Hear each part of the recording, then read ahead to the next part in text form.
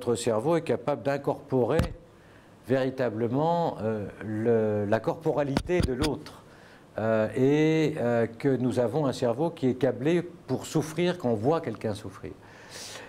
Et donc c'était essayer de faire passer l'idée qu'il y a toute une série de capacités cérébrales qui sont câblées, qui sont prédestinées à fonctionner et qui peuvent être utilisées pour mieux manager l'entreprise et non pas réprimées.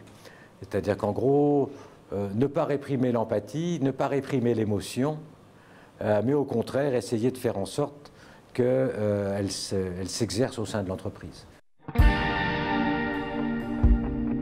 J'ai parlé ce matin d'Adam Smith. Ça, c'est pour les gens qui parlent rentabilité, qui parlent libéralisme économique.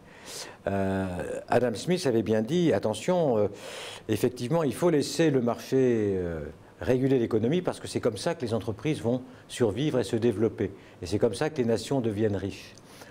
Mais parallèlement, dans un traité sur les sentiments moraux, il avait l'intime conviction, comme Jean-Jacques Rousseau d'ailleurs à la même époque, que nous étions naturellement empathiques. Donc si le système libéral fonctionne uniquement en termes de rentabilité, de guerre entre entreprises, à l'intérieur de l'entreprise, on va progressivement à la catastrophe. Parce qu'il va y avoir, on peut imaginer qu'il va y avoir un fossé qui va se creuser entre différentes couches sociales qui fait que la situation va devenir ingérable.